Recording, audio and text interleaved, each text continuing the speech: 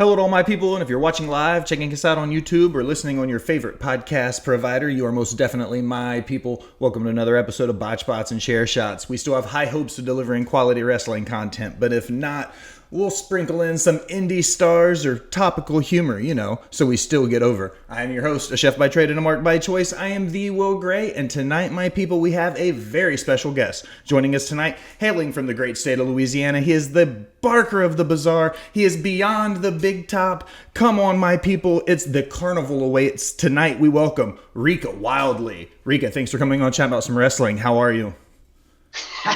Thank you for having me. I've awaited this moment for a while now and glad to be here. I am super excited to dive right in. Let's talk a little bit about where your career started. Tell a little bit about where you started, where your training was, and what you were exposed to a little bit as a kid growing up as a little clown in the circus.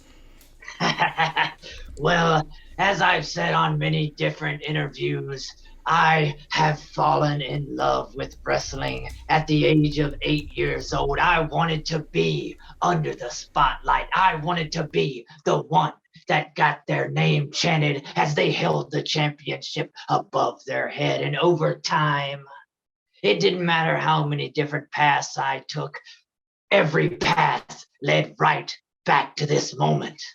So as I got older and I pursued other avenues, I would say, the carnival always called me back home. And once I finally made it, the UWE opened their doors and graced me in with open arms. And I got trained under the legendary Texan warrior, Dapper Dan. Dapper Danny Davis gave me all the in-ring knowledge that he had, all the psychology of the business that created the Barker of the Bazaar that you see before you today. So speaking of UWE, you have a huge matchup coming up against Xavier Storms for the light heavyweight title. What's on your mind as you prepare to be crowned the top light heavyweight in UWE? Me and Xavier have talked about this moment since the day he stepped foot inside the UWE. I saw great potential in such a rising talent like Xavier Storms. And once he conquered that mountaintop and I sat back watching him ascend to heights that I could only dream of, I knew that it was my time to shine.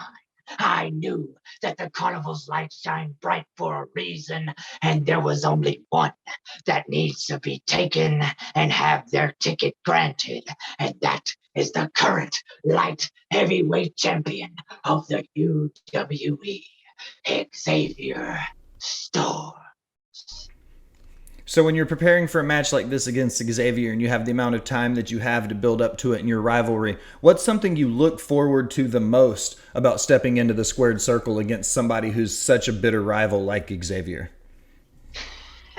Well, I look at all of his matches, I look at all of his promos, and I pick them away piece by piece by piece. So by the time we both stand across the ring from each other, I've already written the story that we're both playing part in. The match is over before it begins, and he knows it's true. Okay, so obviously you're a very charismatic person outside the square circle, but when you get inside the squared circle, what part of you do you turn up to 11 most to prepare and for an opponent? There is only one thing that I allow to take the forefront when Rika Wildlee is being cheered on by the fans. And that is when I am in the center of the squared circle.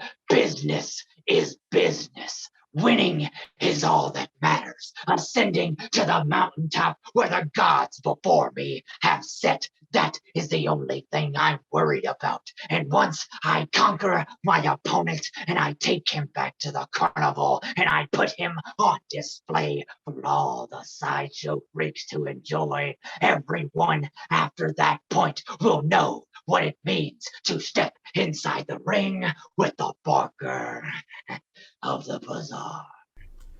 As you continue to grow as a professional wrestler, especially in your region and territory, what is your favorite thing about being a pro wrestler in 2022? Well, my favorite thing about being a pro wrestler in the time of professional wrestling that we live in is I get to be a true character. There's not many of them left in the wrestling world. There's a lot of generic Joe Blows out there, but there's not many true characters. I bring the gimmick back to wrestling. I bring the charismatic enigma, Jeff Hardy type stuff back to professional wrestling. He is a true inspiration in this modern time. But me, I want the independents to know that it's not only about the in-ring ability. It is about the captivation of the fans inside and outside the squared circle. A lot of people have compared you inside the ring, the way you wrestle, the way you work, and the way you move, to somebody like a Jeff Hardy or a Darby Allin. What does it feel like to be able to compare to a classic wrestler like Jeff Hardy from the Attitude Era and one of the top stars in AEW today? It is a true honor to be compared to two such talents as Jeff Hardy, who carried the Attitude Era as far as Extreme went, and now you've got Darby Allin, and you've seen what him and Jeff done recently. He is the new modern day extremist, and it is an honor to be compared to such talents as those two. When you're working in the ring and the spot calls for it, and you're going through some of these spots, speaking of a Jeff Hardy and a Darby Allin match, do you feel like those spots are facilitated for the story and should be part of it, or do you think they're there for the pop of the crowd or the instant gratification? Well, see, that's where a lot of fans differ. But there is no story without a pop of a crowd. If the crowd is bland, if the crowd is not making any noise, is not behind one of the characters, is not behind the heel or not behind the face, then there is no story. So with that said, the spots make the story. The big spots, the small spots, the locks, the holds, all of it creates the ultimate legacy that we get to put on before you. Every move, every lock, every spot is a brushstroke on the masterpiece that we're creating before you. So with that said, it's all one and the same, in my opinion. So if the collar and elbow is the once upon a time of your story, what would you say the end would be? How would you define what makes the finish unique for Rika Wildlee? The finish is explained through emotion.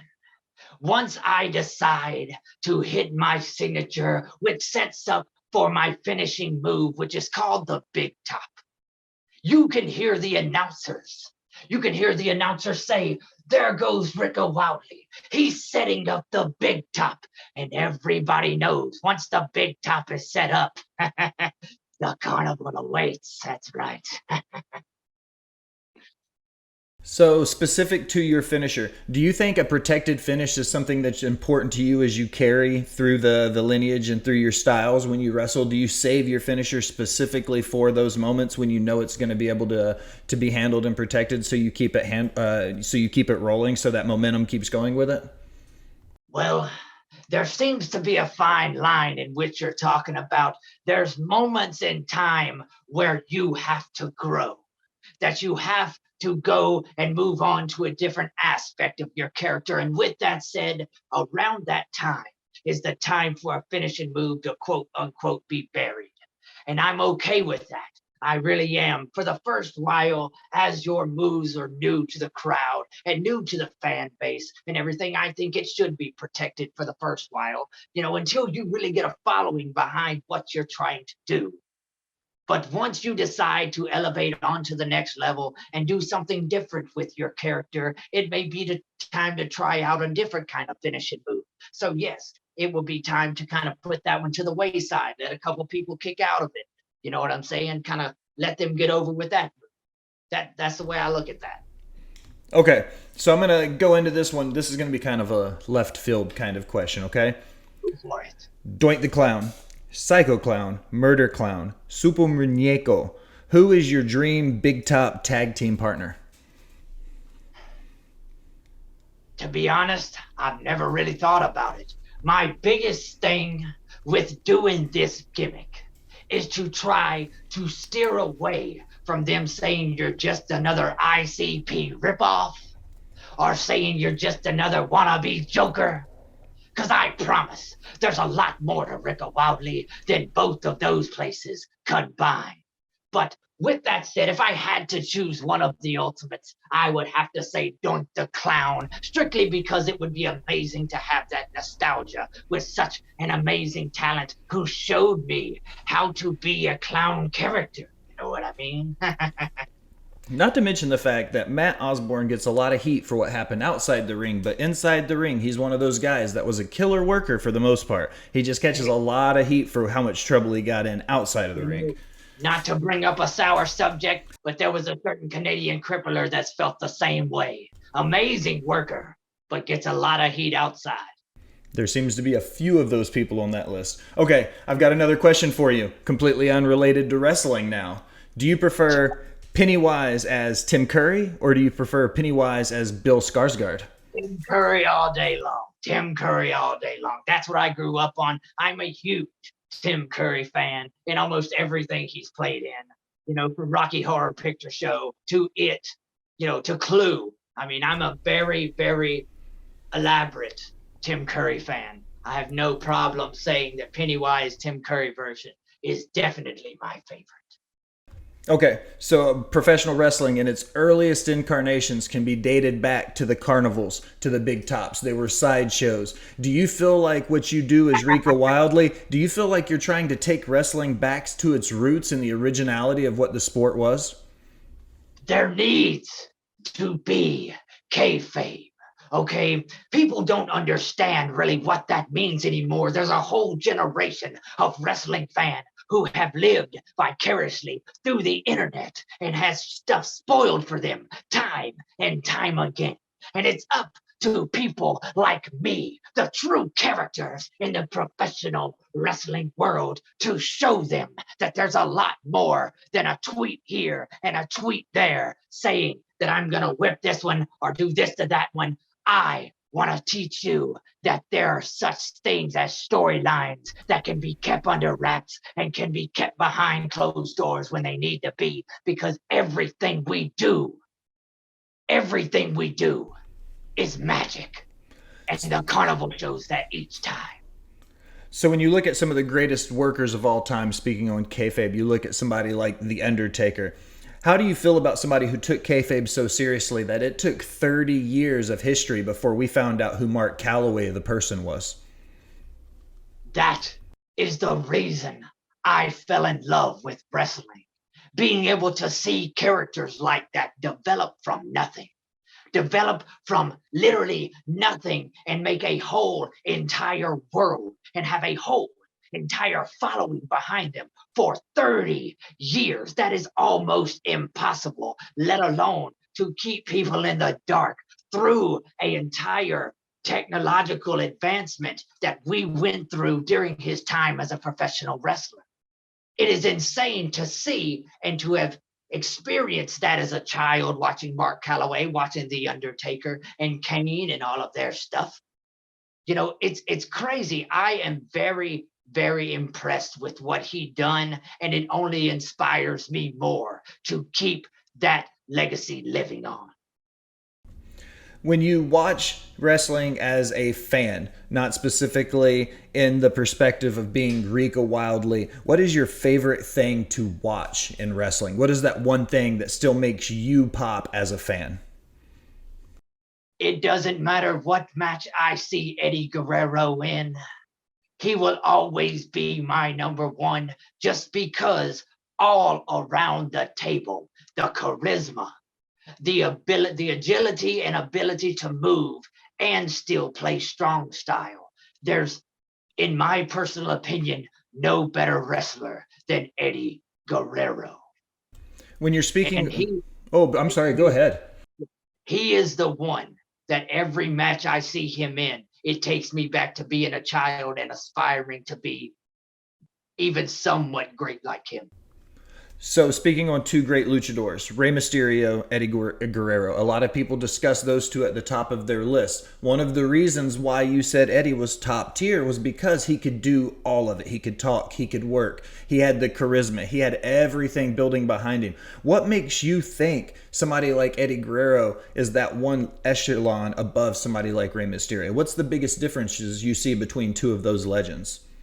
The only difference between their two, because I've watched a lot of matches that they've had in the past. I've watched a lot of different styles that they've went through, but the only upper hand that Eddie Guerrero ever had on Rey Mysterio is the fact that he was a tad bit bigger and could do more powerhouse stuff. As far as the lucha style, as far as the charisma and everything that they had going on, both had the agility factor, both had all of it. But it was Eddie Guerrero that also could play that strongman style. And that's what got him over more, in my personal opinion. So when you watch these classics, do you pick and choose and adapt based on the people that you feel like inspired you to become who you are? Are you picking pieces of Eddie Guerrero? Are you picking pieces of Rey Mysterio? Are you picking pieces of Jeff Hardy? If you don't, as a professional wrestler, with everything that has went on inside the wrestling world, there's nothing that almost hasn't been done. So if you don't go back and study some of the greats, then you're really, really gypping yourself, because those are the manuals that we learn from. Those are the guidebooks in which we study by. So yes, most definitely, when I see some of their matches, I'm going, you know what? I could probably incorporate that into something I'm doing, and it would. A lot of people see it as stealing their stuff. I see it as paying the ultimate homage, keeping their legacy alive. So recently, with the implementation of WrestleMania times and some of those, you see a lot of celebrity encounters in professional wrestling. Do you think there's a proper way to bridge the entertainment side of sports entertainment and wrestling without being somebody like a Snooki, or I would say Logan Paul, but he surprisingly showed out this past year. So it's hard to give heat to a guy that could work the way he did. But do you think there's really a good way to bridge that celebrity and professional wrestling encounter while encompassing the sports entertainment as a whole? Yes. Don't focus on the money. That's the way to do that, because most celebrities that come upon wrestling nowadays, you can tell it's a very high list celebrity, and it's all about the paycheck. They come out there, they do their little spot, and then they roll out. Excluding Logan Paul, just like you said, he did show out at WrestleMania. It was pretty impressive. But most of the celebrities that they've had, and I would say the past decade, has all been about the money. Once they start doing stuff like from the Attitude Era or from old school WCW, when they had Dennis Rodman come on there, and you could tell Rodman was genuinely excited to wrestle, and team up with Macho Man and all them, and then DDP and Malone and all that stuff. That was the heyday of celebrities truly enjoying what they're doing when they come upon the wrestling show.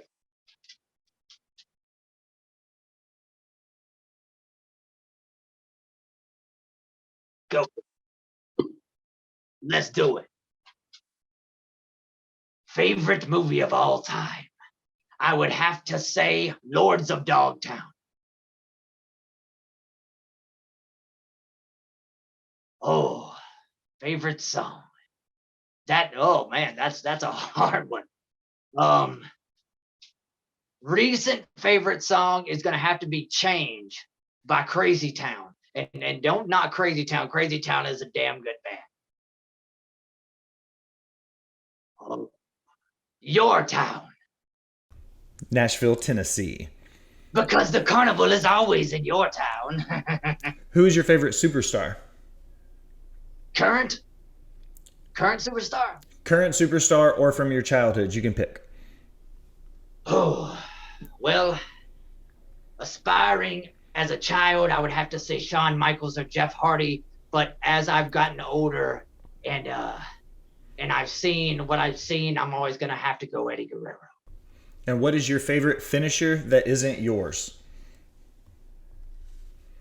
Favorite finisher until it got buried, the Canadian Destroyer. What makes you think a move like that has become so regular? I'm going to digress for a second in the conversation since I've already asked your 5 rapid fire ones. Things like the super kick and the Canadian Destroyer, once upon a time, were very protected finishers, and now it seems like they get thrown into every match no matter what. Do you think there's a time and a place for a move like that? Most definitely. Most definitely. That is a end all be all. The Canadian Destroyer, like, you should not get up from that. That is one of those moves that looks so devastating that if you were to pull that move off, that it should be the, wrap up the match, it's done. Especially the out of nowheres ones they do. It's so sporadic and so off the cuff. It's like, how in true reality, how do you kick out of that? But same way with the super kick, back in the day, Shawn Michaels kicked somebody, it took their whole face off. They were done.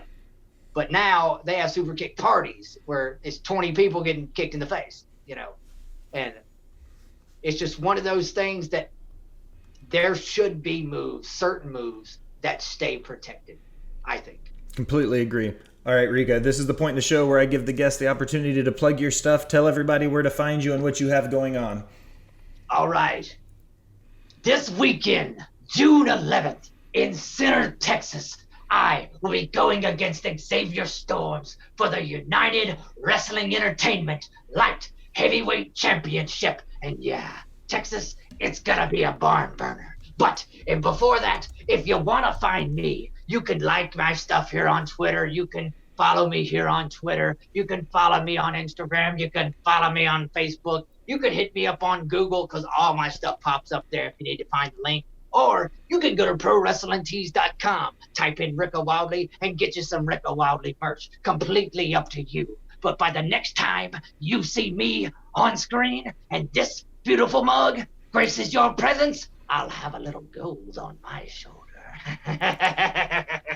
Rika Wildlee, I appreciate you stopping by and chatting about some wrestling. Now, as we close another episode of Botched Spots and Chair Shots, I want to take a minute and thank you for listening. Remind you all to go wherever you do anything on the internet, Facebook, Instagram, iHeartRadio, Spotify. You have all the options. Like, heart, subscribe, unsubscribe, then subscribe again, leaving a comment telling me how great I am or how terrible I sound. Either way, it helps the algorithm, helps me find new listeners. Remember, go to patreon.com and donate to the Smacked Raw Podcast Network. You get some fantastic swag. I get some fantastic guests. It's a win-win. As always, I'm your host, The Will Gray. Thanks for stopping by and listening, my people. Later, guys.